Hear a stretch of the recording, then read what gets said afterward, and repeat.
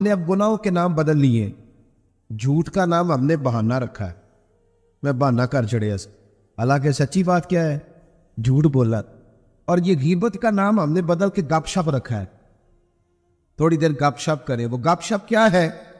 بڑے بڑے مذہبی لوگ میری طرح کے، جبہ و دستار، وہ ساتھ والی، اتنا اپنی جماعت کی تبلیغ کرنا ضروری نہیں سمجھتے جتنا ساتھ والی جماعت پہ تنقید کرنا ضروری سمجھ. یوں لگ رہا جیسے مقابلہ چل رہا ہے مذہبی لوگوں کا آپس میں. ہر آنے والے کو اور ہر ملنے والے کو اور ہر جس آدمی کا نام ہے اس کی کوئی نہ کوئی کوتاہی تلاش کر کے رکھنا ہمارا وتیرہ بن گیا ہے. اس مزاج کو بدلنا پڑے گا. جب یہ مزاج بدلے گا تو معاشرے میں حسن پیدا ہو. میری طرح جو آدمی بھی تھوڑا سا میمبر میں بیٹھنے لگتا ہے وہ کہتا ہے میں دین کا کام کر رہا ہوں. جو جماعت بھی کام شروع کرتی ہے کہتے ہیں صرف ہم نے کیا. بھئی تم نے کیا تو تم سے پہلے غیر مسلم تھے سارے. تمہیں کیسے پتا چلا یہ دین ہے؟ تھوڑا تھوڑا نرمی پیدا کریں، رویوں کو ٹھنڈا کریں. حضرت عمر بن عبدالعزیز گزر رہے تھے، لکڑی کے جوتے پہنے ہوئے تھے. ایک بوڑھے بابا جی سڑک کنارے سو رہے ہیں. حضرت کا پیر آ گیا تو بابا جی اندھیرا تھا، جلدی سے اٹھے. جب بندہ اس طرح ہڑبڑا کے اٹھتا ہے نا اچانک فٹافٹ، تو وہ کچھ سخت بات ہی کرتا ہے. تو بابا جی نے اچانک ٹکر ہو موٹر سائیکل کی بالکل، تو یکدم جملے کیا ترتیب پاتے آپ بندے. تو بابا جی نے بھی اٹھتے کہا آلان تو مولانا. پیر پہ پیر آیا تو بزرگ کہنے لگے آپ بندے. بڑی سخت بات تھی، معمولی آدمی نہیں، بادشاہ ہیں.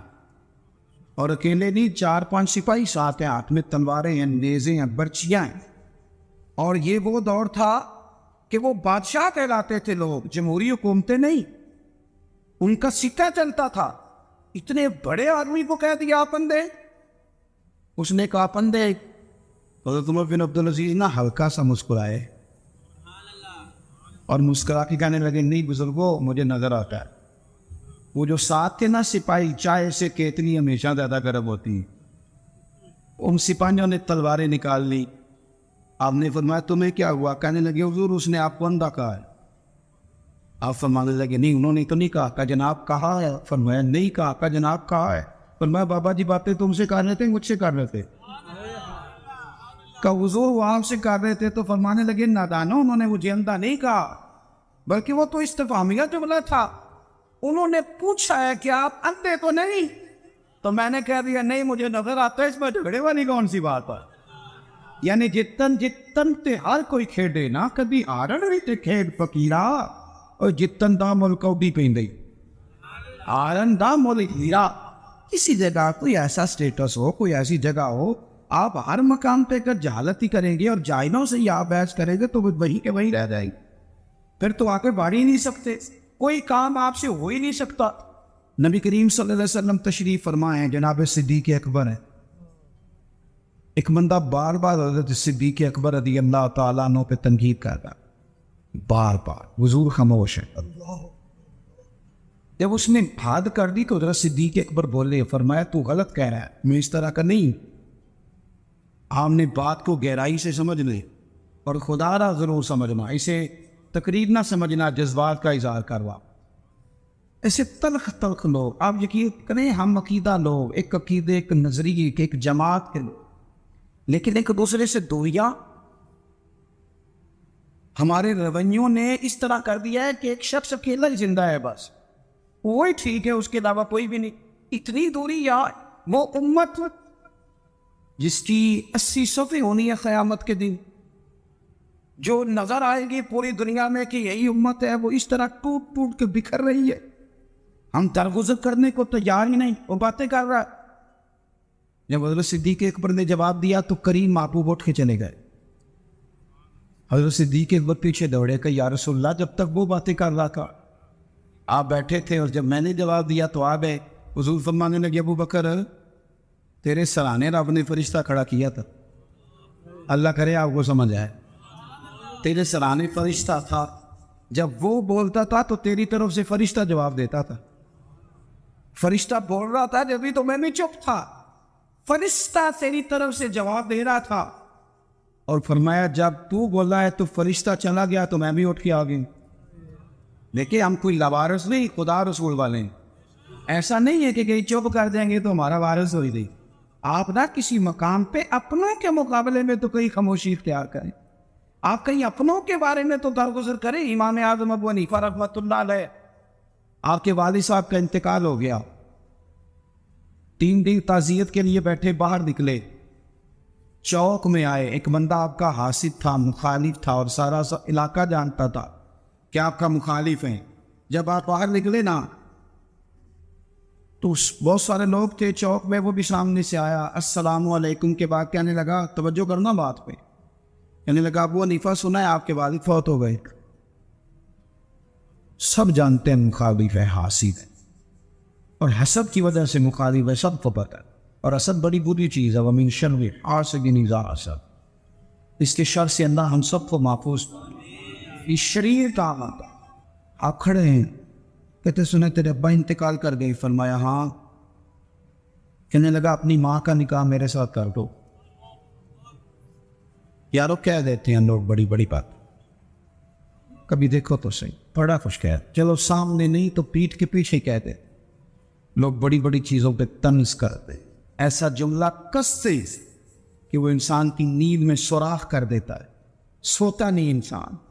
اماں کا نکاح میرے ساتھ کر دو، جملہ سخت تھا، اور بات تو شرعی تھی نا، غیر شرعی تو نہیں تھی۔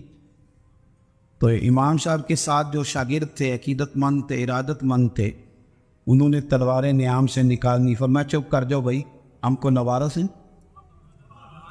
چپ تو کرو نا یار، کہیں سہنا تو سیکھو، کہیں برداشت تو کرو، کہیں کچھ تمہیں لوگ کہیں گے، کس کس کو راضی کرو گے؟ حضرت امام صاحب رحمۃ اللہ علیہ نے ساری ہمت سمیٹی، آنسو جو چمکے تو ان کو بھی دامن میں سمیٹ لیا، ہمت جمع کر کے کہنے لگے میاں تم نے کہا ہے میں اپنی ماں کا نکاح تیرے ساتھ کر لوں تو عدت گزر لینے دے، میں تیرا نام لے کے اماں سے بات کروں گا، اگر وہ تیرے ساتھ نکاح کرنا چاہے تو مجھے اعتراض کوئی نہیں۔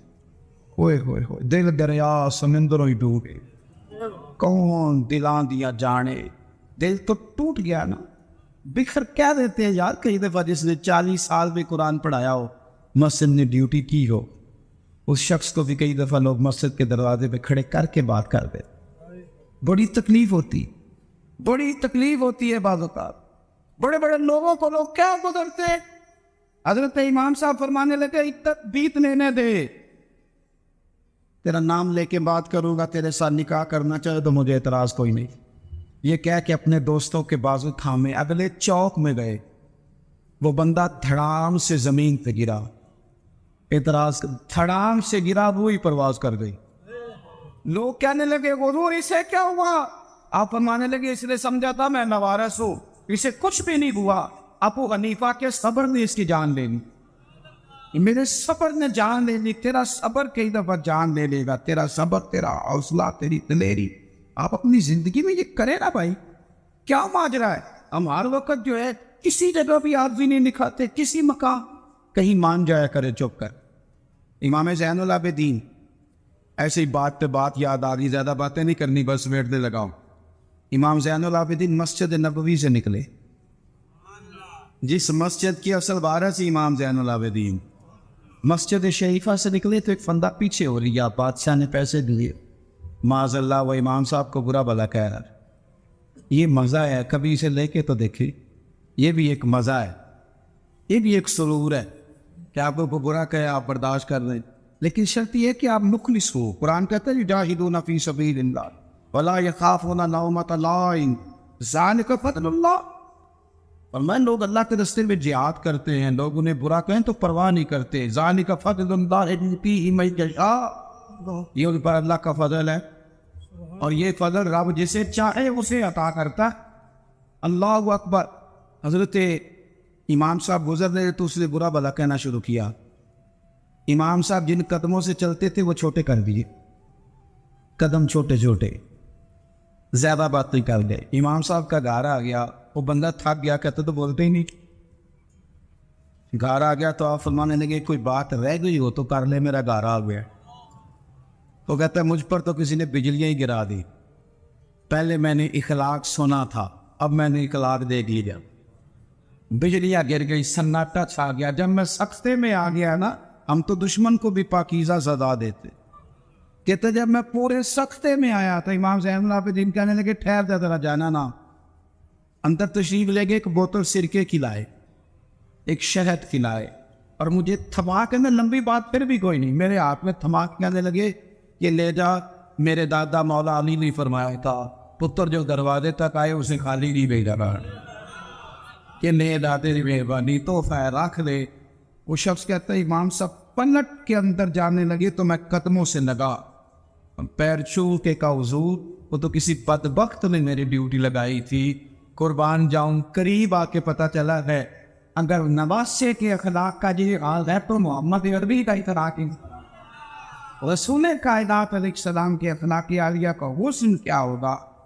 آخری بات یہ ہے کہ والذین یبیتون لربہم سجدا وقیاما. نری تقریریں نہیں, نری باتیں نہیں. رب کے بندے رات سجدے اور قیام میں ہوگا. آپ نہ لوگوں کو کتنے بھی دکھ بتائیں گے تو کمزور ہوتے جائیں گے. جتنا آپ لوگوں کے سامنے اپنی پریشانیوں کا ذکر کریں گے کمزور ہوں گے, اور جتنی دکھ مصلے پہ بیٹھ کے رب کو بتاؤ گے طاقتور ہوتے جاؤ, طاقتور ہوتے جاؤ.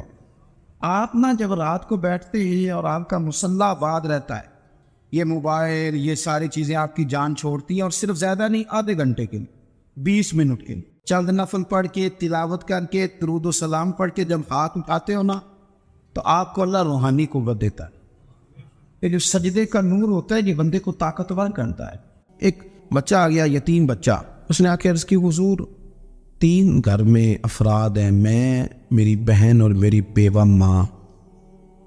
والد حضور چلے گئے اور آج نہ 3 دن ہو گئے روٹی کوئی نہیں کھائی. میں اس منظر کو بھی جانتا ہوں کہ جب یتیم گھر میں اکٹھے بیٹھے ہوتے ہیں اور پتہ ہوتا ہے ان کو کہ ہماری اماں کے پاس آج پیسے کوئی نہیں اور گھر میں روٹی بھی کوئی نہیں, تو پھر ان کو بھوک ہی نہیں لگتی. ہاں نہیں لگتی. اماں پوچھتی ہے پتر روٹی کھانی ہے؟ نہیں میں تو سویرے جو کھایا تھا وہ ہضم ہی نہیں ہوا, منجی شاہی کوئی نہیں. یہ پردے اس طرح کر کے بچائے جاتے ہیں. ایک دوسرے کو تسلیاں دینا, ایک دوسرے سے پیار کا بڑھ جانا, ایک دوسرے کے لیے جذبات اور طرح کے بن جانا, حکمت الہی کے تقاضے. یا رسول اللہ صلی اللہ تعالیٰ علیہ وسلم بیوہ ماں ہے, یتیم بہن ہے, 3 دن سے کھایا کچھ نہیں, قربان جائیں. وہ گھر جہاں سے کائنات کھاتی ہے ساری. حضور نے فرمایا بلال جا کے ساری ازواج مطہرات سے پوچھ گھر میں کیا ہے. حضرت بلال کہتے ہیں میں سارے گھاری پوچھ آیا, ٹٹول آیا, ٹوٹل 21 کھجوریں نکلی. یہ 2 جہاں کے شاہ ہیں اور پاس کچھ رکھتے نہیں, 2 جہاں کی نعمتیں ہیں, ان کے خالی ہاتھ میں حضور کے سارے گھر کو میں 21 کھجوریں نکلی تو لا کے میں نے پیش کر دی, تو حضور نے ڈائریکٹ اس کو نہیں دی, نبی پاک نے اپنے ہاتھ پہ رکھ لی. اور کہتے ہیں پھر حضور نے نا اپنا منہ مبارک قریب کیا کھجوروں. صحابہ خود فرماتے ہیں کہ یہ جو حضور نے منہ مبارک قریب کیا ہے نا تو نبی پاک برکت کی دعا کر رہے تھے. 21 کھجوروں پہ برکت کی دعا ہوئی. حضور نے اس بچے کو بلایا, تھپکی دی, فرمایا لے جا 7 تیری بہن کی. انہیں معمولی نہ سمجھنا ہوا. تو حضرت بلال کہتے ہیں حضور 3 بھی دے دینا کبھی تو 30 سال ختم ہی نہیں ہوتی. 30 سال گزر جاتے ہیں, نکالتے رہو کھاتے رہو, ختم ہی نہیں ہوتی. حضور نے فرمایا 7 تیری بہن کی, 7 تیری والدہ کی, اور 7 حضور نے اور بھی تلقین فرمائی. فرمایا ایک سویرے کھایا کرنا, ایک شام کو کھایا کر. یہ لے جا. حضرت سیدنا بلال حبشی کہتے ہیں رضی اللہ تعالیٰ عنہ کے بچہ لے کے جب باہر نکلا تو حضرت سیدنا معاذ ابن جبل دوڑ کے گئے اور جا کے بچے کے سر پہ شفقت سے ہاتھ پھیرا. کہا فکر نہ کرنا, رب کریم تجھے بہترین سرپرست عطا کرے گا, پتر پریشان نہ ہونا, اللہ تیری مدد کرے گا. صرف حوصلہ دیا, سر پہ دست شفقت پھیرا. بچہ چلا گیا تو حضور نے فرمایا معاذ ادھر آؤ نا ذرا. یا رسول اللہ حکم ہو. فرمایا کس چیز نے تمہیں اٹھایا بچے کے سر پہ ہاتھ رکھنے کے لیے؟ اس نے تمہیں کہا کس چیز نے تمہیں اٹھایا جو تم بچے تک پہنچ گئے؟ عرض کی یا رسول اللہ وہ جو میرے دل میں اللہ نے یتیم کے لیے رحمت رکھی ہے نا, اس نے مجھے اٹھایا تھا, اور میں نے جا کے اس کے سر پہ دست شفقت پھیرا. تو حضور فرمانے لگے سن پھر, جو کسی یتیم کے سر پہ خالی ہاتھ بھی پھیر دے, جتنے بال اس کے ہاتھ کے نیچے آئیں گے نا, رب اتنی خطائیں معاف کرے گا, اتنی نیکیاں دے گا, اتنے درجے اس پہ بلند کر دے گا. خالی دست شفقت ہی پھیر دے. دینا دلانا تو بعد کی بات ہے, اس کا خیال رکھنا. تو یہ جو ہمارے مدارس ہیں نا, ان میں اکثر بچے غریب ہوتے ہیں, لیکن کچھ بچے تگڑے گھروں کے بھی ہوتے ہیں, مالدار گھروں کے بھی. اس میں اگر کوئی ایسا بچہ آ بھی جاتا ہے نا جو یتیم ہے، کمزور ہے، تو وہ اپنے آپ کو محسوس نہیں کرتا کمزور، کیونکہ وہ یہ نہیں سمجھتا کہ میں یتیم خانے میں آیا ہوں۔ اس کے ذہن میں مائنڈ سیٹ یہ ہوتا ہے کہ میں مدرسے میں آیا ہوں اور میں پڑھنے کے لیے آیا ہوں۔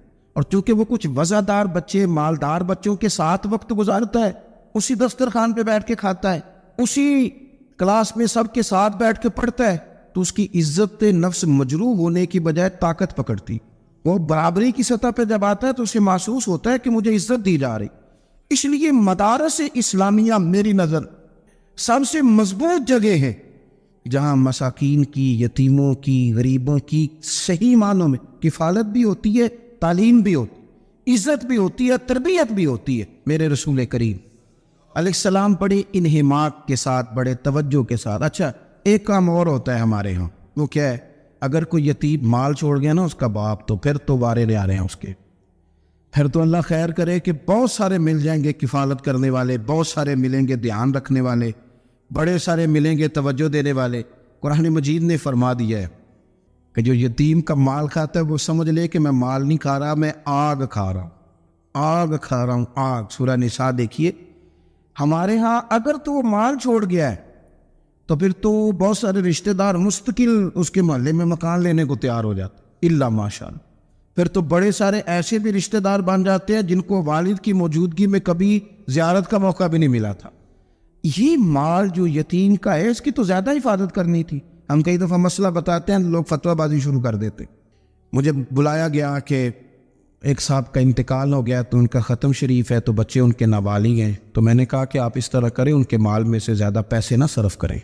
نہیں جی نہیں، بڑے پیسے کمائے ہیں جی اس نے، ساری زندگی باہر نکالی، یا تو لاکھوں کروڑوں کمائے ہیں، تو چھوٹا گوشت پکائیں گے، بکرے کا گوشت پکائیں گے اور ہم ان کا ختم شریف دلائیں گے۔ تو میں نے کہا صاحب آپ رشتہ دار ہیں، ان کے بچوں کے مال کی حفاظت کریں۔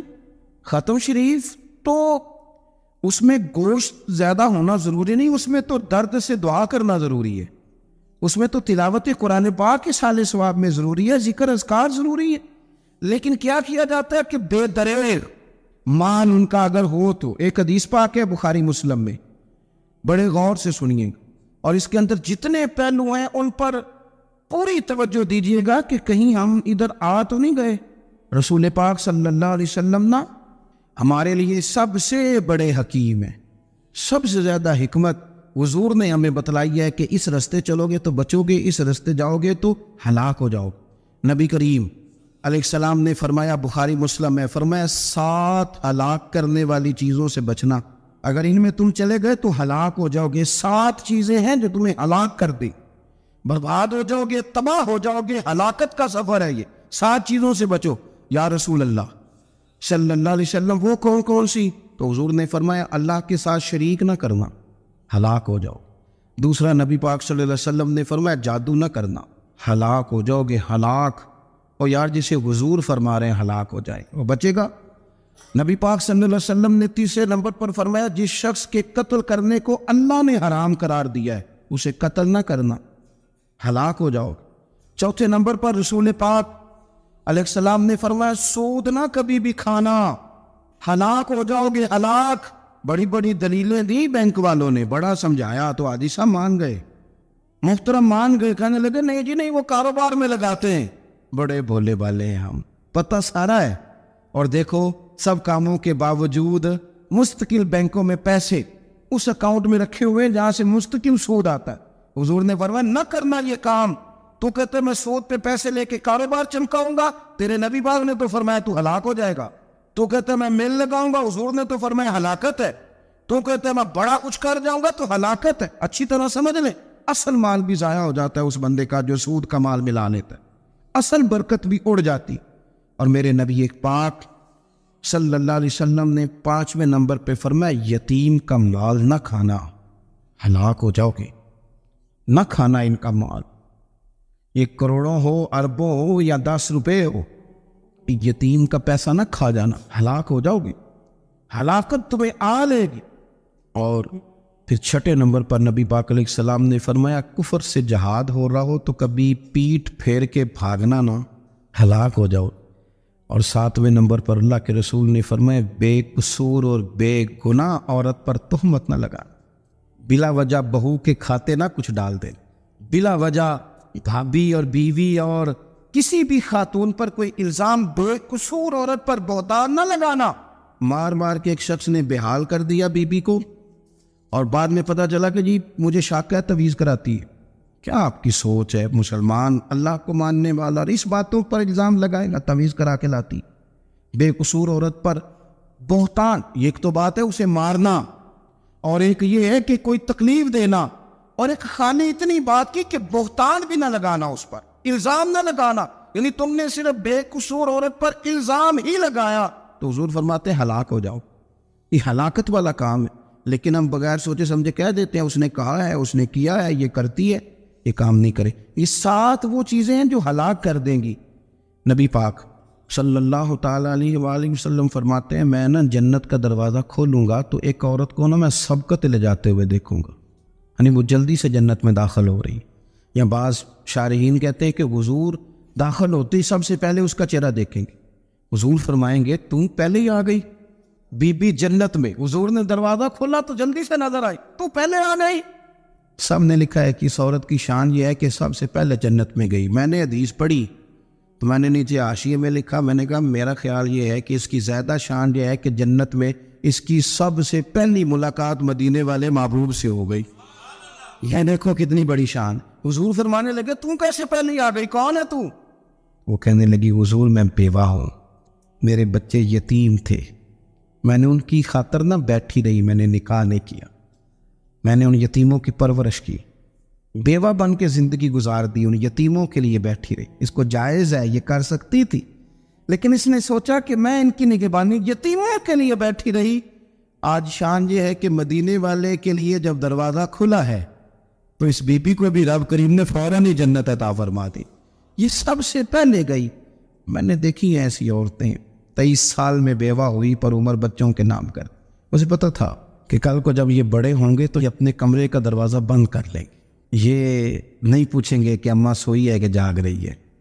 ان کا آنا جانا الگ سے ہو جائے گا، ان کے تعلقات اپنے ہو جائیں گے، پر یہ بیٹھی رہی.